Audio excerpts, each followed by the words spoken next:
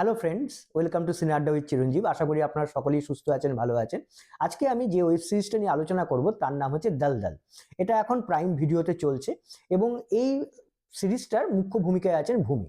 এই সিরিজটা দেখতে বসবার আগে আমি যেটা ভেবেছিলাম যে এটা একটা দুর্দান্ত থ্রিলার হতে চলেছে, দারুণ সাসপেন্স থাকবে। এছাড়া ভূমি তো আছেই, ভালো স্ট্রং অ্যাক্ট্রেস, ভালো অ্যাক্টিংও দেখা যাবে। একটা টান একটা সিরিজ আমি দেখবো। এই সিরিজটা যখন শুরু হলো, শুরুটা কিন্তু বেশ প্রমিসিং ছিল, শুরুটা বেশ ভালো, ফার্স্ট এপিসোডটা খারাপ না। কিন্তু সেকেন্ড এপিসোড থেকেই আপনার সমস্ত আশা একদম ভেঙে চুরমার হয়ে যাবে।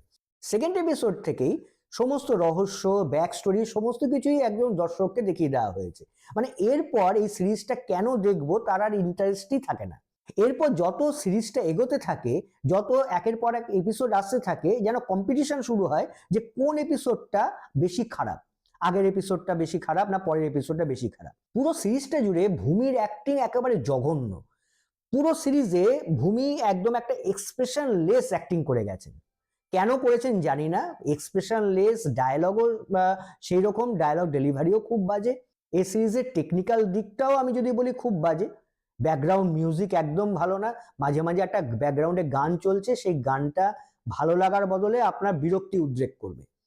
মানে সব মিলিয়ে সিরিজটা একদম জঘন্য সিরিজ। বাকি যারা অভিনয় করেছেন তাদের অভিনয় খুব একটা কিছু ভালো লাগেনি। কিছু ব্রুটাল মার্ডার সিন আছে, তো কোনোটাই কিছু মনে দাগ কাটেনি আমার। তো আমি ইজিলি এই সিরিজটাকে 1 আউট অফ 5 স্টার্স দেব। তো আপনাদের একটা ওয়ার্নিং দিচ্ছি, যদি আপনারা এই মুহূর্তে কোনো সিরিজ দেখতে চান তাহলে প্লিজ এই সিরিজটাকে দেখবেন না।